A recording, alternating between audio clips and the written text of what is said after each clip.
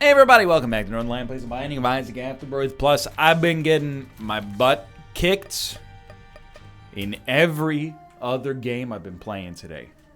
Gungeon, getting bodied. We got a little call and response here.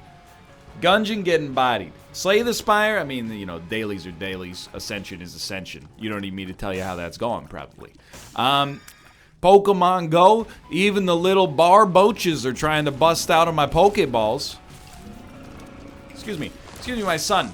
You're really gonna bite my hand. You're gonna bite my hand. Even my own son jumps on my lap and says, you know what, you're not playing Isaac right now.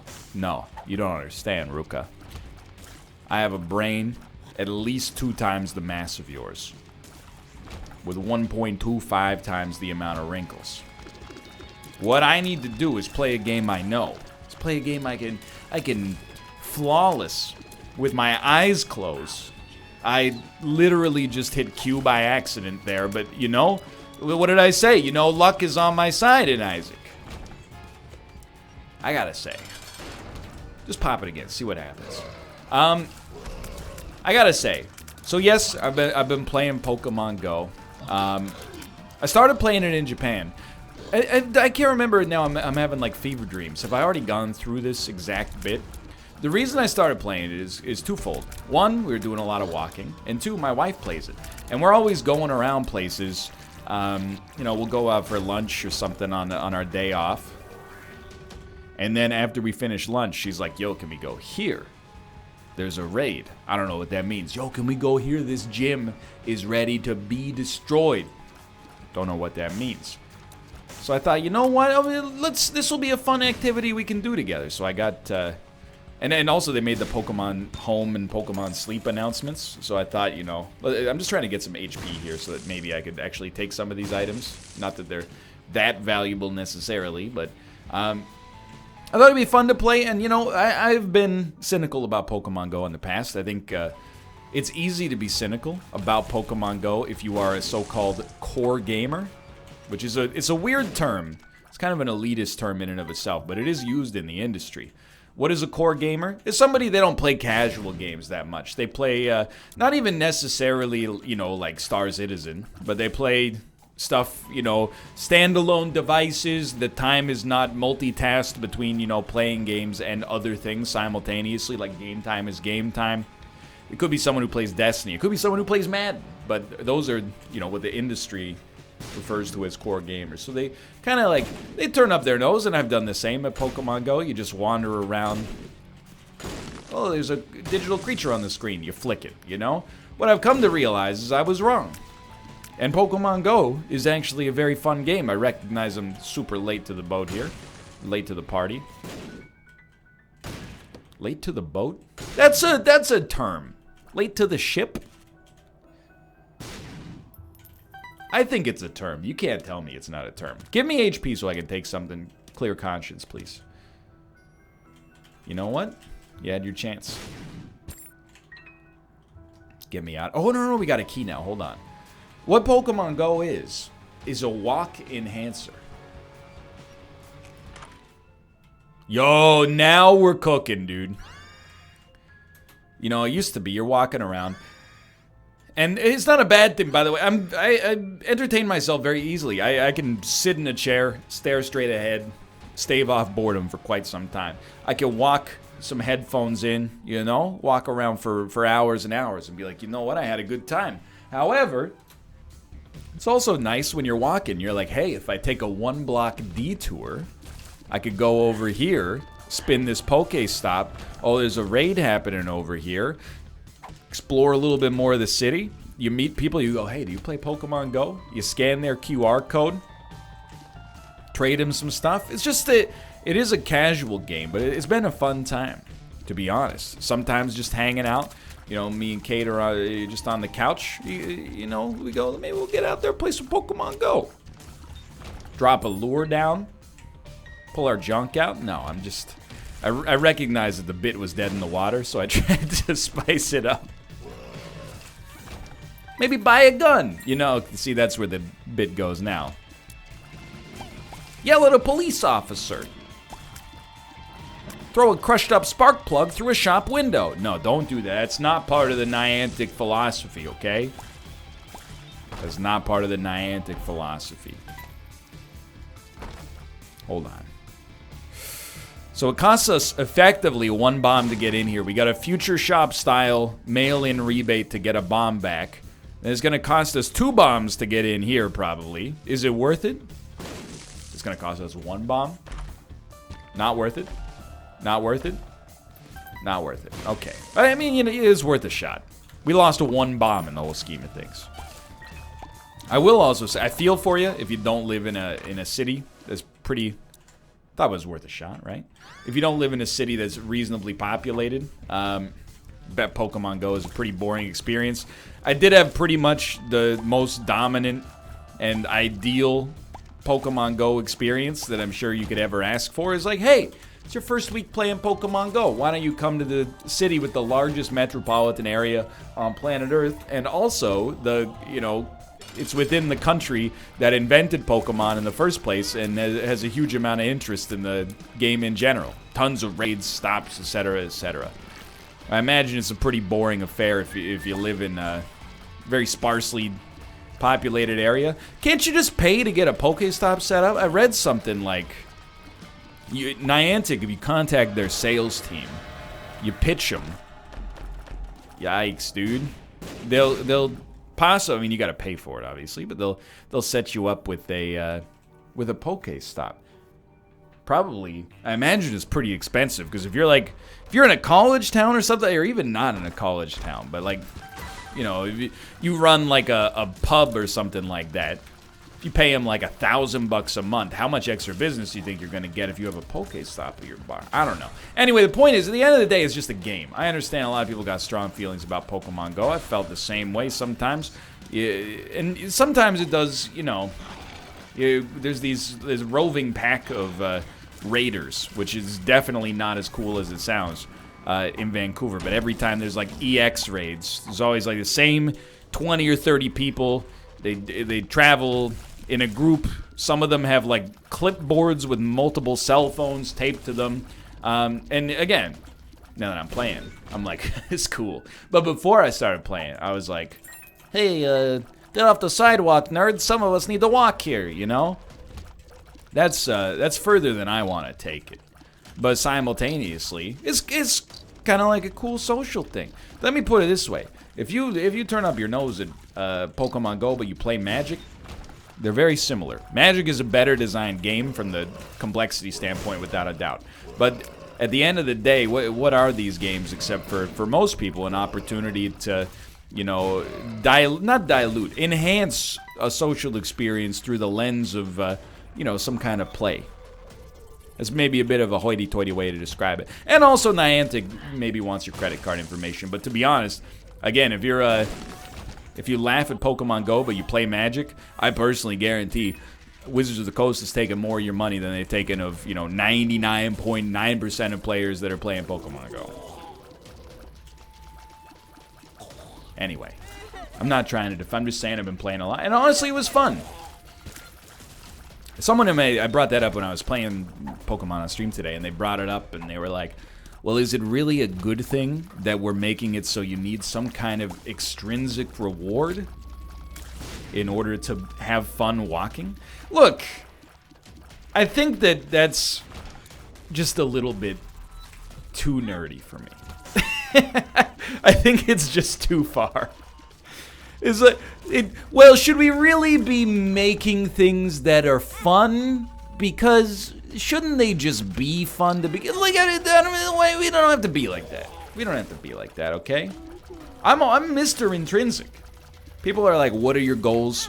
This is not a joke, and I'm loath to say it because it's comical. What I'm about to say is a satire of myself, except that it's real.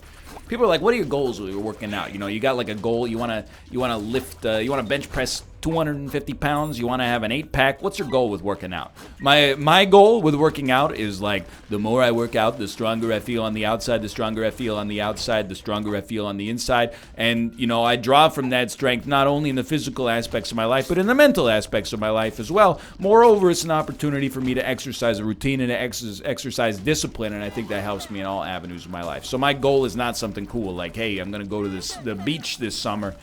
I'm going to pull sand out of my abdominal muscles like some kind of cool dude. It's more just like, you know, it's a good thing to do for your, not just your appearance, but like for your health and well-being. So like, my goal is just to keep doing it. It's not to steal Chad Michael Murray's roles. Is he still around? I mean, he's still alive, I'm assuming, but...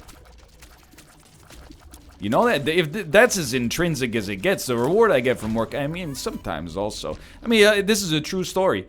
The wedding we were at yesterday, I mentioned in other series. I didn't mention it in Isaac yet, but we were at Kate's friend's wedding on Saturday. Very selfish of them to get married on my day off, but you know what? It was fun. Plus, good meal. Anyway, congrats to them. Either way, you know, at the reception, the father of the bride, I swear to you, I'm not making this up. He came over, and he knows Kate, so he shook Kate's hand. It was like, nice to see you again. And then he like looked at me. That's your social cue to shake hands. So I shook his hand, and I went, hey, I'm Kate's husband. And he turned to Kate and went, he's in really good shape. First off, very nice thing to say. I can tell you, it's a man who's very successful in his life, because a man who is successful is not afraid to pass on the compliments to others. He was very comfortable in his own skin, not afraid to pass on a little bit of positive stuff. Now that's an extrinsic reward. So after we, like, you know, did it later, because I owed him, no, it's like that, it feels nice, but simultaneously, I'm more like, dude, I gotta get back down to the gym now that we're back from Japan, and then, you know, that's due for tomorrow, you don't want to let a habit lapse. I forgot where I was going with this, sorry, I got all love-struck again. By Mr. Lee. Anyway.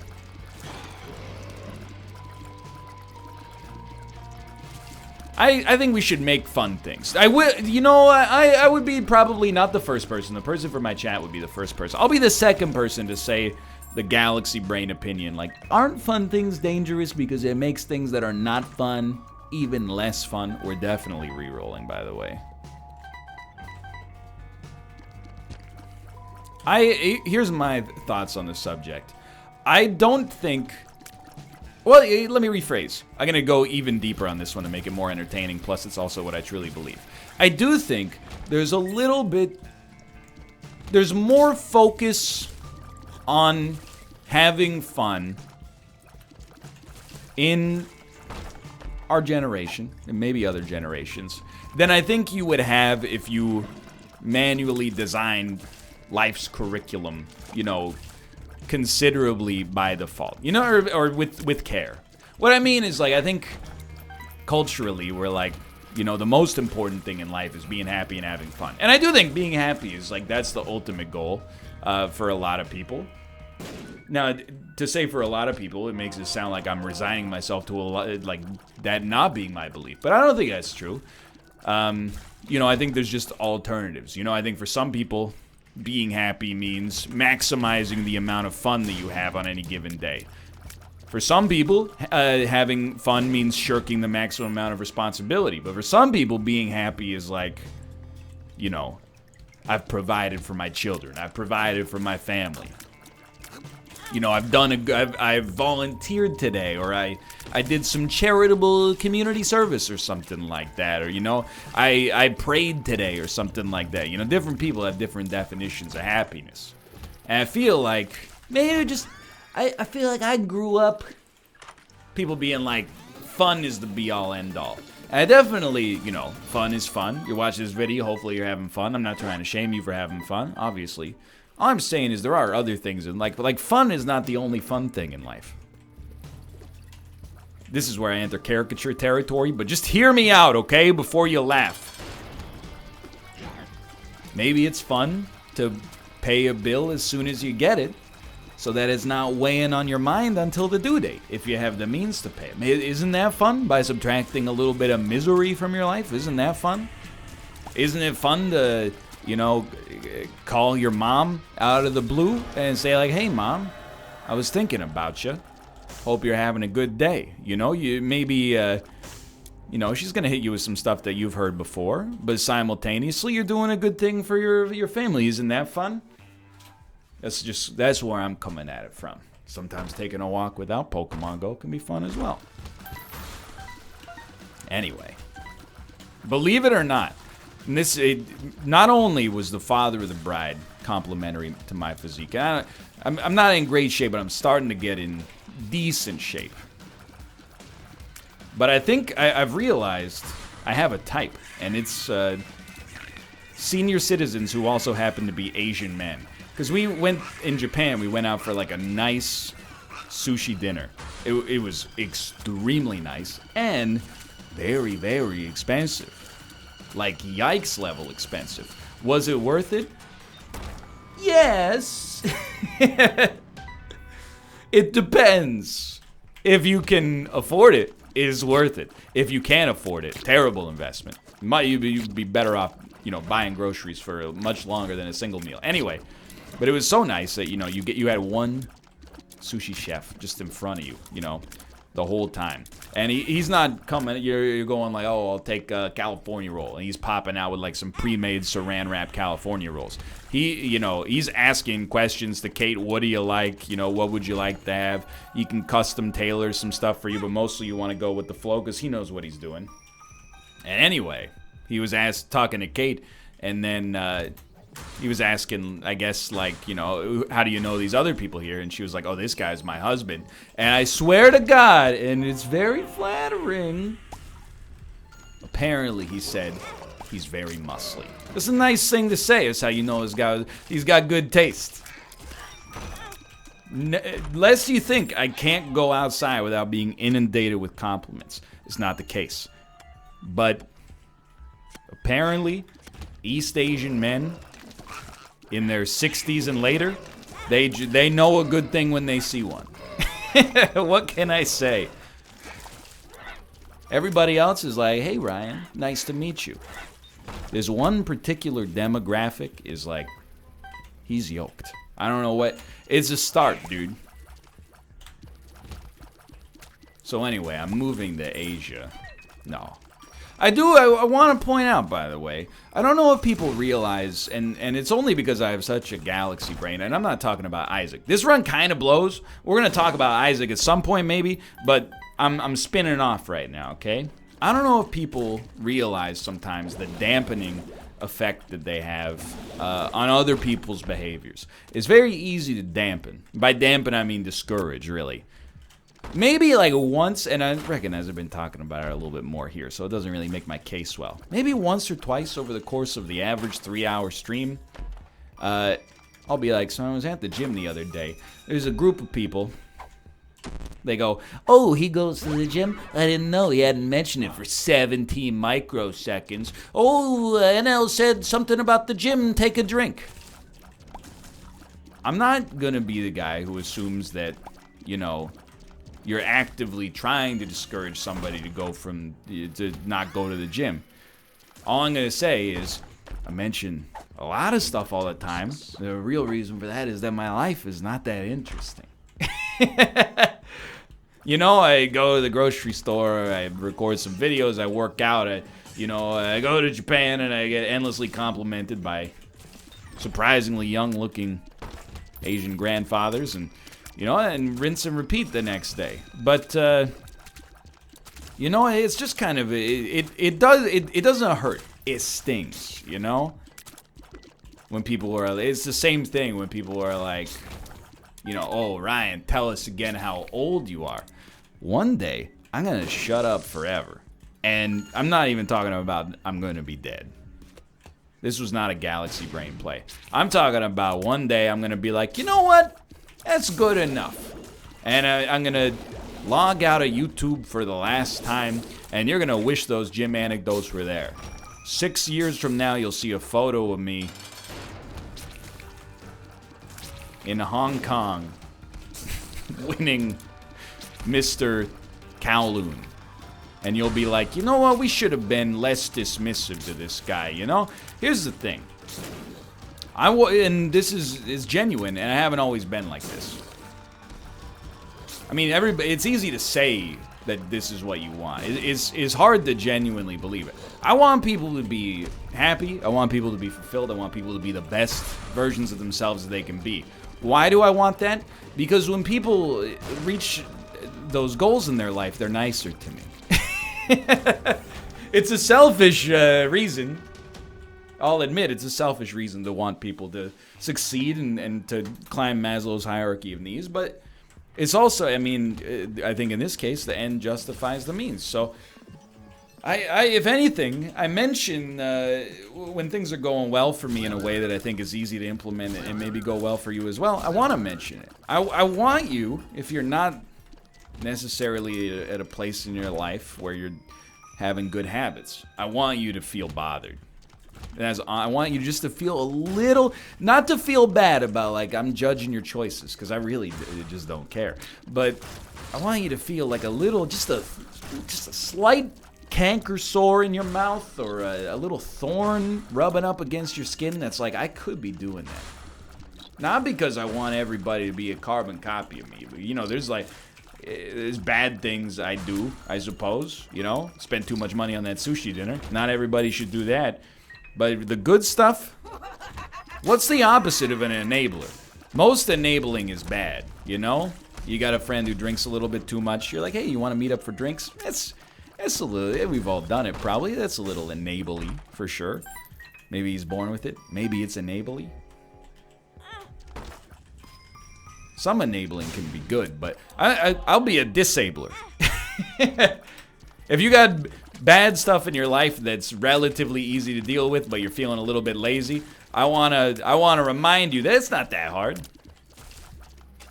You know, 6 months ago, when I took my shirt off going to the shower, it looked like there was a melted face with real Eugene Levy eyebrows staring back at me. Now, it's more like Eugene Levy's son. It's not quite like, you know, looking like a washboard, but we've taken 30 years off of the face that is my stomach. You know, with like the belly buttons of surprised mouth, and then, you know, the you-know-whats are the eyeballs, and then it's like, ooh, go check. You'll be like, I get it.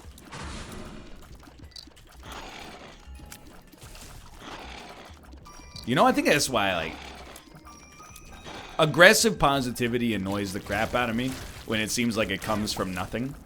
And it shouldn't. It's a bad habit. It's not hurting me. It doesn't cost anything extra to be nice, right? But I think one of the reasons that it's annoying when other people in your life are doing great is because it kind of forces, you're like, hey dude, we had this equilibrium set up for like years. I was the cool one, and you were the lame one, but still pretty cool. And now you've really upped your coolness quotient, and you've upset the social order that we previously had. You know, it kind of forces you to be a better version of yourself as well. And that sucks, because you got to do more work. But it's also good, because if that shame motivates you to become a healthier person, or a harder working person, or a nicer person, you know, I think it's a good thing. It's a great motivator. Anyway, again, I'm not far from living a perfect life, for sure. But in particular, I can definitely stand to be more considerate. I can be thoughtless from time to time. And, you know, that's why it hurts on the show when sometimes people are like, NL, that was really thoughtless. Because now, it's being... I was like, I knew it was thoughtless, but I kind of thought I could sneak it by you as somehow being just a joke. You know, it sucks to face that reality. Don't you take my bone hard from me, mister. But it's a good thing, too, to face that. Yo, okay. Finally, crack this guy. Decent. Reroll machine. Sock it to me. This run, it could get us... I mean, it will get us where we need to go. It's not particularly good right now, and none of these are really lighting the room on fire. Blanket is okay. It's like, you know, for 7 cents, why not use Mega? We could have used it on the next floor as well, but, like, why not? Anyway, the point is, stop ragging on Pokemon Go, you cowards, and trade me your Ghiblies. Gibbles? Whatever. Dude, I don't know. I don't know any of these Pokemon past Gen 1. You know, in Gen 1, they're like, it's a turtle. Gen 4, they're like, his dad's a refrigerator. He's a tiny refrigerator. His dad is a nose with a mustache. He's a nose without a mustache. Look it up. And then 75 dragons that have no real-life analog. Anyway. Mostly what I'm trying to say is I'm hungry, dude. It's 8:14 p.m. All we got in the house. It's my own fault. I went grocery shopping. But then yesterday, I didn't mention it in Isaac yet, but like I basically lost my entire, well, no, lost is a terrible word to use to describe this, but I had a very short Saturday. I went to bed at midnight on Friday night, and I woke up. Help. I woke up at 1 p.m. That's bad. I know you're like, well, it must have been a good sleep. I would have rather had a 7-hour sleep and then had a better chance of keeping my sleep schedule going. Then last night, like, I slept like garbage because I slept for 13 hours the night before. Human brain's a big dummy, dude. It's just jet lag. I'll get over it. But so we didn't have time to like buy more groceries. You know, on Friday night, after I recorded the last Isaac episode, I went and I bought some groceries. I just got like emergency rations. I was like, we'll be getting more tomorrow. We already have so much time. We're going to fall asleep at like 11. We'll probably wake up at like 4:30 a.m. We got the whole day ahead of us. So I woke up at 1, then we had a wedding at 3:30 that took 45 minutes to drive to. You know, you start to crunch the numbers on that. Throw in a shower for me, a shower for my wife. All of a sudden, you know, we're already late by the time we wake up. We weren't actually late, but we were close. I'm begging you. Good deal with the devil on this floor. So I gotta go grocery shopping after this.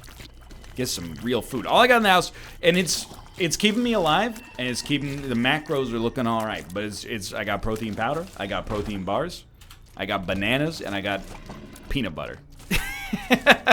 So depending, wake up, protein bar, banana. Lunch, protein bar, banana. Mid-afternoon snack, protein shake, peanut butter.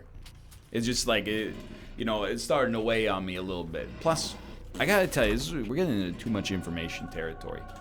I think I mentioned this maybe like a week ago, but I've been taking a probiotic for gastrointestinal reasons. And dude, that probiotic, I always thought it was kind of like a thing that like, not that there was no science behind it. Let me get that out of the way. But I always kind of thought it was for like, you know, soccer moms who were just sort of bored and they're like, you should try the probiotic. It's really good. You know, like the people who eat gluten-free despite not having a gluten intolerance. And I want to make that distinction clear. If you have a gluten intolerance, I'm not talking about you. If you think you have a gluten intolerance and were motivated by that assumption to change your diet to be completely gluten-free, but not motivated enough to go see a doctor to check on it, I might be talking about, just might, just might be talking about you. Anyway. Also, they had a weird bit. There was a dude, you know, you get like meal, special meals on airplanes if you want. It's not like a menu. Like, I wouldn't recommend. You're like, oh, I'll take the vegetarian option. I'm just thinking I want to, you know, try it out. What do you got for me? You should go with whatever the airline has picked as the default meal, because it's probably the only one that stands a chance of being any good. But, you know, if you're gluten intolerant, if you got diabetes, if you're vegetarian, If you're a fruitarian, you know, you can get all these special meals. One of the guys who was sitting near me on the plane, he got a gluten-free meal. And I want to point out that in this story, thank you! In this story, I'm the jerk. I'm going to get that out of the way right to begin with. Because there's no reason for me to assume that this man is not gluten intolerant, okay? But he got a gluten-free meal. They slapped that sticker on his chair. He got his meal served first, which, you know, on an airplane, it's like getting to go first for recess. You know, you're a captive audience. Everybody else is looking at you like, why does he get to get his... Why don't the gluten-free people get their meal last and the rest of us get our meal first? That's... What if we all start ordering gluten-free meal? You get the idea. Anyway. He ordered the gluten-free meal. Fine, no problem. And then over the course of our 9-hour flight, proceeded to have 7 or 8 whiskeys. Now, again, he's an adult. Entitled to do whatever he wants. Within reason in the terms of service for the corporation, of course. But, I just couldn't, and I'm not going to open my mouth and say it in public. But I couldn't shake the feeling that maybe my man's stomach problems are not related to wheat products. I'm just saying, it's like seeing, and there's nothing wrong with this either, but it's like seeing someone like smoking a cigarette and simultaneously drinking like a kale smoothie or something like that. Maybe they just like kale smoothies and they also like to smoke. But it does seem like one of the products is emblematic of a certain type of lifestyle. The other one maybe is emblematic of a different type of lifestyle. Doesn't mean you can't enjoy both of them when the time is right. Like I said, I wanted to be clear. It does make me the jerk. Because for all I know, if that dude sniffed a rice cake, he might explode. The real reason I'm annoyed is not because of his lifestyle choices, but rather because of the fact that because he kept binging the button so much, the drink cart kept coming by. The flight attendant would come by with a drink in her hand. You should always bump me on the leg. You know, I'm not a super tall man, but I appreciate that aisle seat leg room. Kept getting bumped on the leg as a result. Now, I'm not going to bring it up to him, but I thought about it. I mean, you're up there in the air for 9 hours. You got a lot of time to think. Didn't really go through much introspection, clearly. Because, again, I want to be clear. I'm the jerk in this story. But just because I'm the jerk doesn't mean I'm wrong, though. Okay, but anyway, you get the idea. I don't even remember what started me on this. This is the danger of a jet-lagged Isaac episode where also, like, our damage has been relatively bad for a long-ish while and has left us in this situation where now I'm like, dude, we've been talking too much. I will say, by the way, just to circle back to something. It's probably, I've had some good sushi in my life. I've had good sushi in Japan before. I've had the best sushi from a variety of different sources that Vancouver has to offer, and it's a pretty good sushi city in general. The sushi that we had in Tokyo at this place was on a level that was unbelievable. But I don't want to tell you what it's called, because you'll laugh. Okay, I'll tell you. It's called Simon Nihonbashi, okay? You can go look it up and be like, you really spent that much on sushi? Okay, look, it's also my wife and my 5-year wedding anniversary. Just in case maybe also you want to get my tax returns too? Go over all my spending from the past 5 years with mom and dad? Anyway, nobody actually said this, so we don't have to go down this road. But regardless, it's fantastic, unbelievable. You know what's very interesting about this is true in Japan and Korea. I don't know about other, Asian countries, but on the west coast of North America, and I'm assuming in other parts of North America, if you go out for like a fancy, like really nice meal, the food obviously scales up, but the drinks scale up as well, you know? If you go out to like a nice steakhouse, they're not gonna be like, you know, sir, can I interest you in a pint of Coors Light, you know, or a Bud Light Lime or something like that, you know?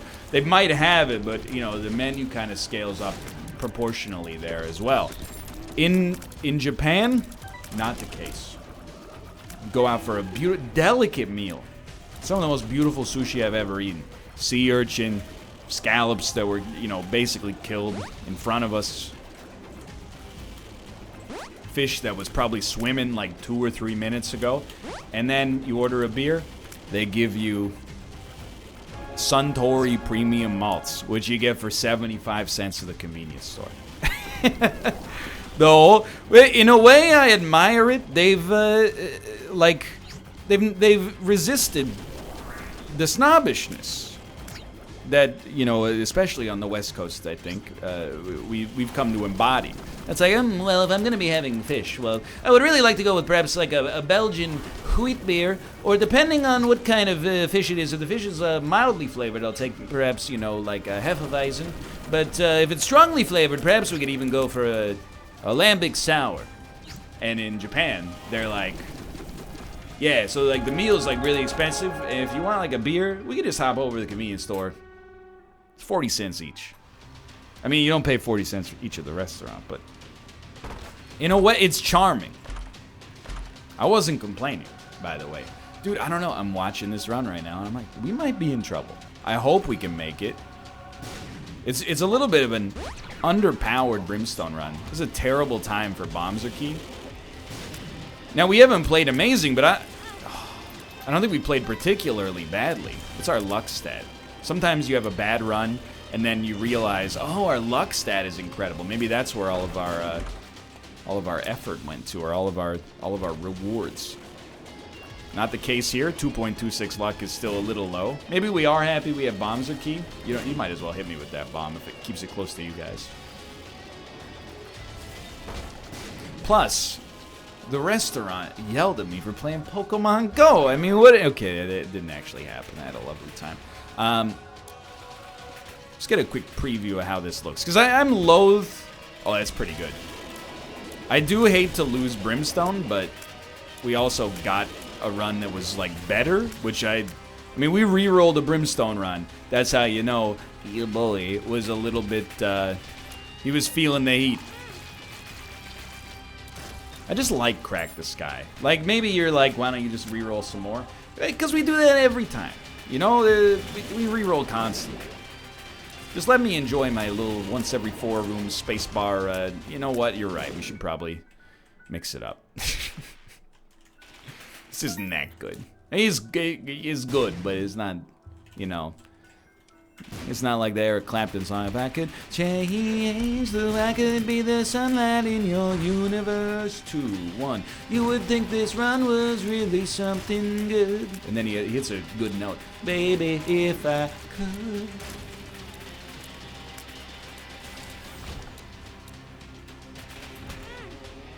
Whatever happened to that 1995 movie that song was from? Phenomenon, starring John Travolta. Where the man he's got people convinced he might have been visited by the dang old aliens, giving him a supernatural bit of intelligence, but in actuality, it just turns out, I don't know, that movie has a real weird message at the end of it. John Travolta becomes incredibly smart after seeing a bright light flash in the sky, and then I'm going to spoil it for you because the movie is not very good, and if you haven't seen it since 1995, you're not missing much. Turns out, he's just got a brain tumor. So at the end of the movie, they're like, he wasn't visited by aliens. He just turned really smart all of a sudden thanks to this brain tumor. Can that actually happen? Like, I know different morphological structures, you know, in your brain can make it better or worse at, you know, specific things. You know, certain areas of the brain atrophy, your speech becomes labored. You know, different people have different... Well, I mean, I'm not a neurologist, right? So I'm not going to say that people's strengths and weaknesses mentally and cognitively come entirely from, like, you know, brain mass. I'm just gonna, you know, I know that, you know, as certain areas of the brain sort of break down when you have physiological conditions, you can see those symptoms happen. He said as non-specifically as possible, so he couldn't possibly be accused of being incorrect. But, you know, could you get a brain tumor that just makes you into, like, a super genius? Because feels like, if that's the case, what they should have done is, I mean, rip John Travolta, but done, like, an autopsy and then been like, hey, if we put, like, a little shunt in your brain, like, just a little, like, 2mm shunt, you'll be fine. It's not going to grow, and you'll quintuple your IQ. I'm just throwing it out there, movie. The logic kind of falls apart. Ding! Anyway, thanks for watching. I hope you guys have enjoyed the episode. If you did, click the like button. It helps it a great deal. Of course, subscribe if you want to see more in the future. For now, thanks for watching, and I will see you next time. See ya!